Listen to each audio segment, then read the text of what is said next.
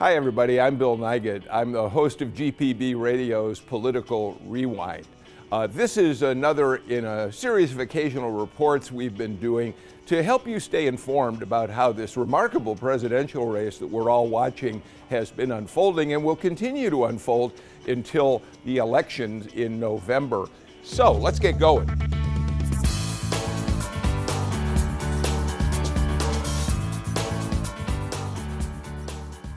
Let's start today by going back and look at what's been happening in the race.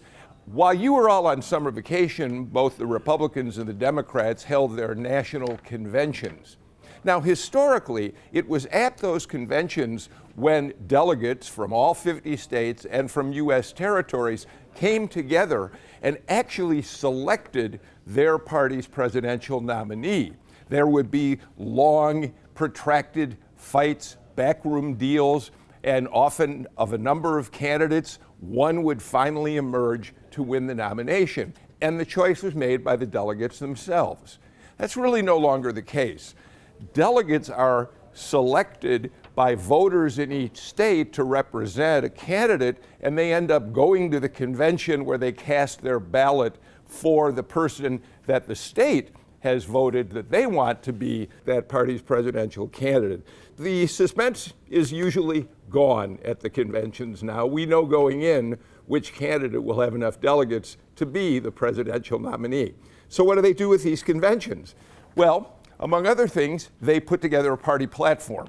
That is, they lay out their ideas for where they stand on important issues. So, for instance, both the Republicans and Democrats have a plank in their platform about where the party stands on immigration, where they stand on gun control, and other key issues like that.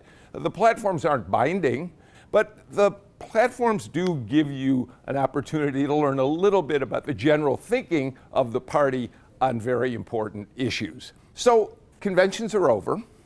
And now we're in a sort of a slow period in terms of the presidential race in which each candidate, Hillary Clinton, Donald Trump, are out campaigning, but there's not really any major central event that happens at this period of time that sort of propels the campaigns forward. The next time that happens will be on September 26th, when Hillary Clinton and Donald Trump will meet in the first of the presidential debates. Those debates are going to make a big impact on which candidate seems to be the strongest contender for winning the White House. And you'll have a chance to watch how those debates unfold. Now, there's a wild card in all of this. There are two other major candidates who are running for office. One is Gary Johnson. He's the Libertarian candidate for president. The other is Dr. Jill Stein. She's running as the Green Party candidate.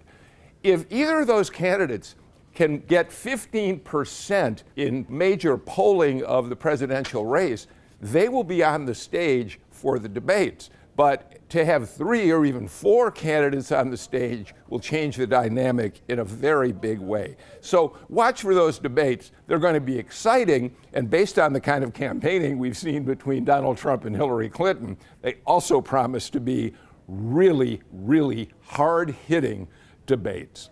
So that's the next big thing to watch for in the election cycle. Remember, voting is on November 8th, and if you're going to be 18 years old by November 8th, if you're not registered to vote, do it. You get a chance to vote perhaps in your first presidential election.